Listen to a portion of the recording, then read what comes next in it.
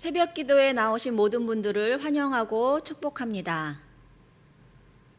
다 함께 찬양하시겠습니다.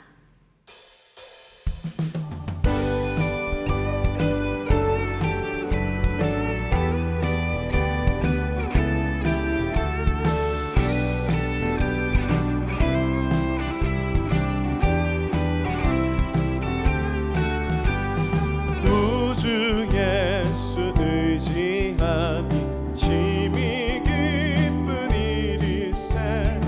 영생 허락받았으니 의심 아주 없도다. 예수 믿는 것은 받은 증거 많도다.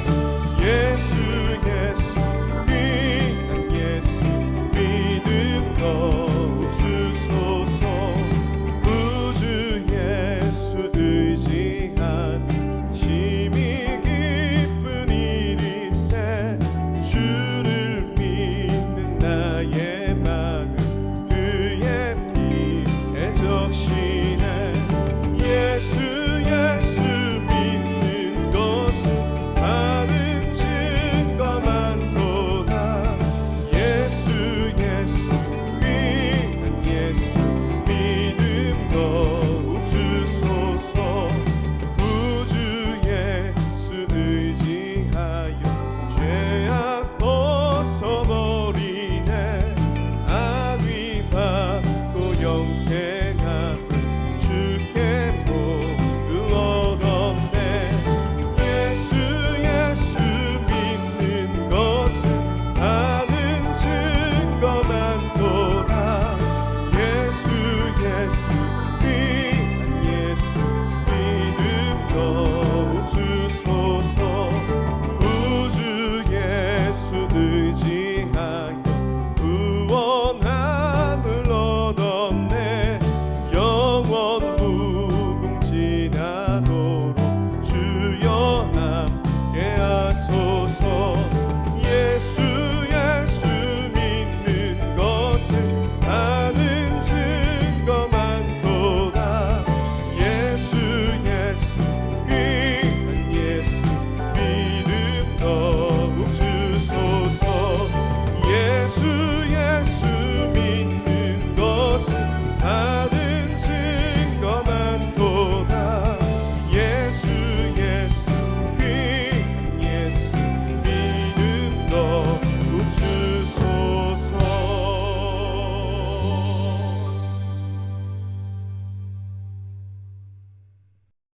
모두 함께 공동의 기도 제목을 가지고 함께 기도하겠습니다.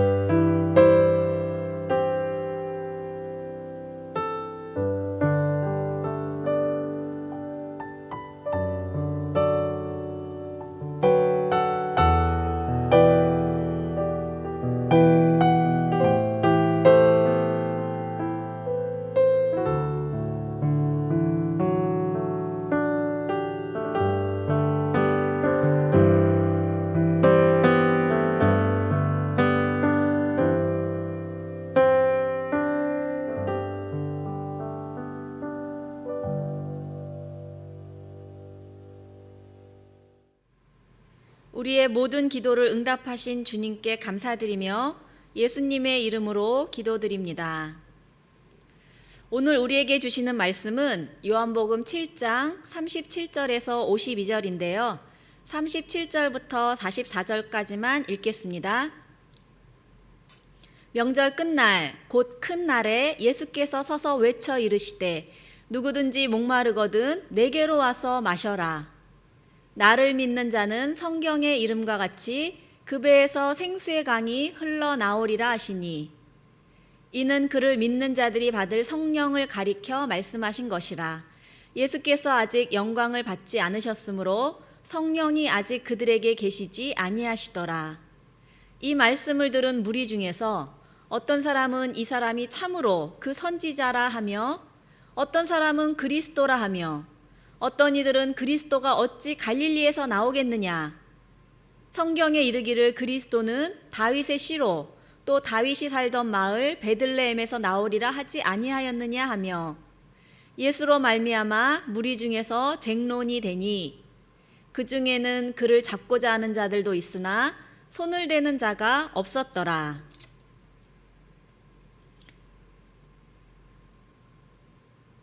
오늘 말씀을 가지고 생수의 강이라는 제목으로 말씀을 나누겠습니다. 요한복음 7장부터 10장까지는요, 예수님께서 초막절 때 하신 말씀입니다. 초막절 때 예수님이 많은 말씀을 하셨는데 대부분 모든 말씀은 당신이 누구인지를 우리에게 알려주시는 말씀입니다. 예수님은 누구신가? 그가 나를 보내셨다. 어저께 말씀하셨죠? 하나님께서 나를 보내셨다라고 당신을 소개하십니다. 오늘은 또 어떻게 당신을 소개하시나? 예수님은 누구신가? 예수님은 오늘 당신을 생수의 강이라고 말씀하십니다.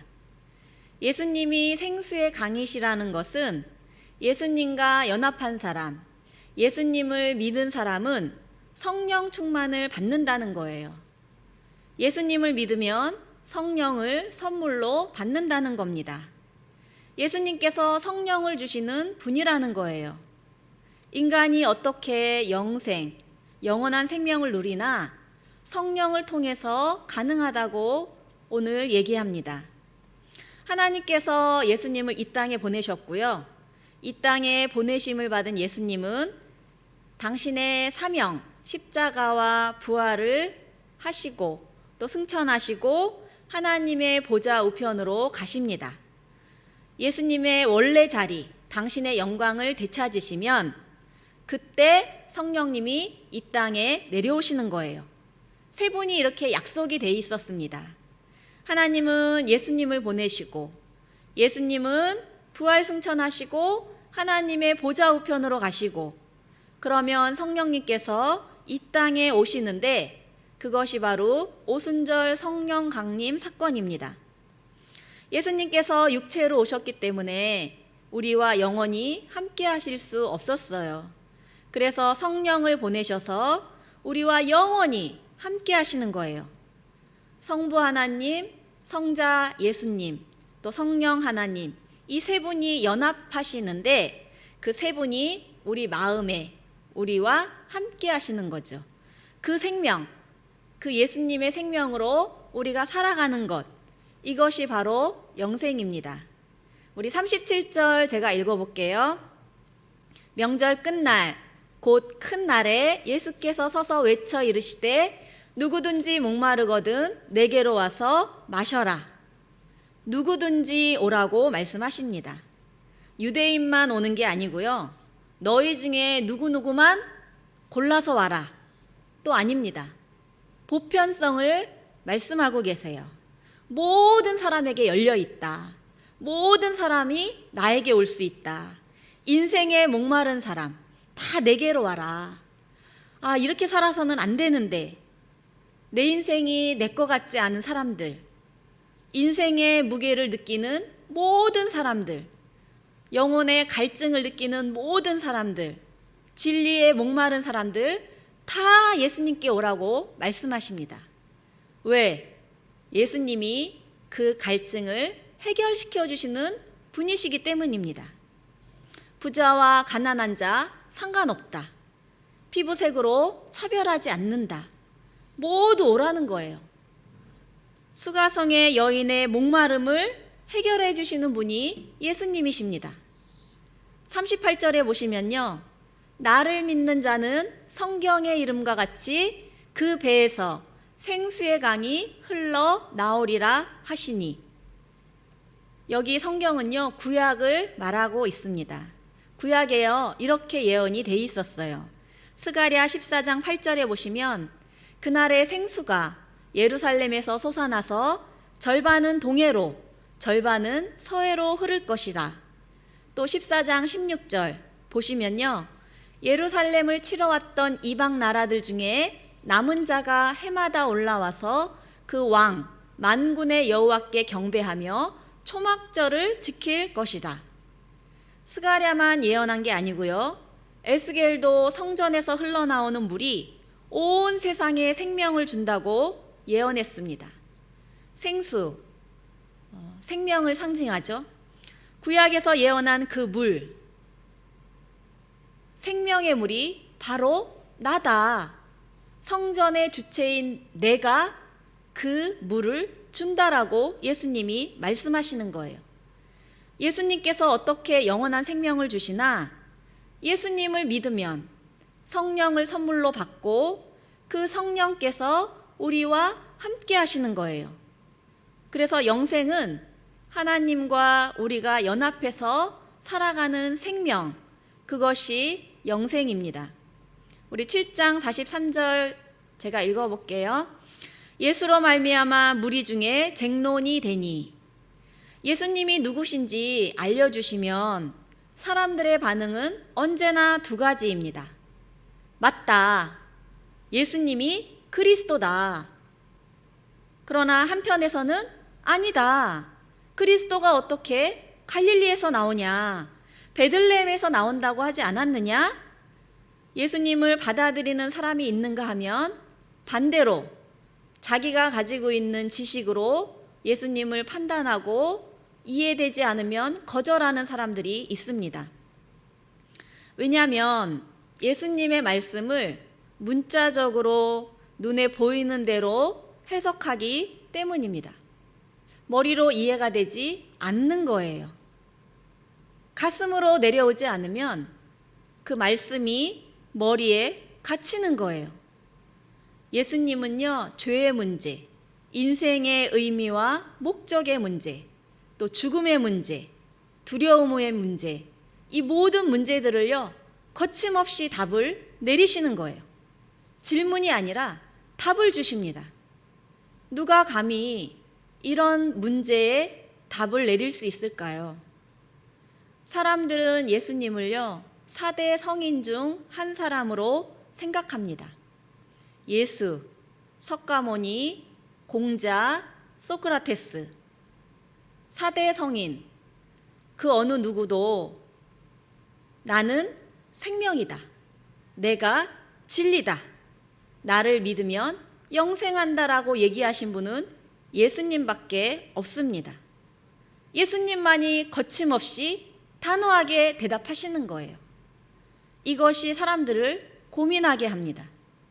좋은 이야기인데 받아들이자니 이성적으로 말이 안 되는 거예요. 논리적으로 어려운 겁니다.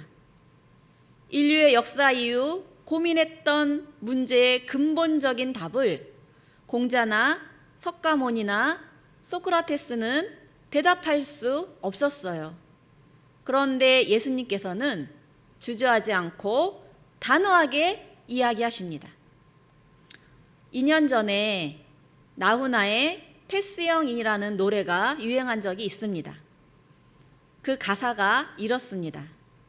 테스형, 세상이 왜 이래? 왜 이렇게 힘들어? 사랑은 또 왜 이래? 너 자신을 알라며 툭 내뱉고 간 말을 내가 어찌 알겠소? 모르겠소, 테스형. 삶의 문제를 소크라테스에게 답을 얻고 싶어 했지만 결국 답을 얻지 못한 가사입니다. 맞습니다. 소크라테스는 답을 주지 않습니다. 불교도 마찬가지입니다. 허무한 삶의 자리, 불교가 그렇게 이야기하는 허물을 불교 스스로 석가모니는 답을 주지 않습니다. 그런데 예수님은 답을 주세요. 철학은 질문의 학문입니다. 대답하지 않는 질문을 끊임없이 계속해서 반복하는데 예수님께서는 그 질문에 답을 내리시는 거예요.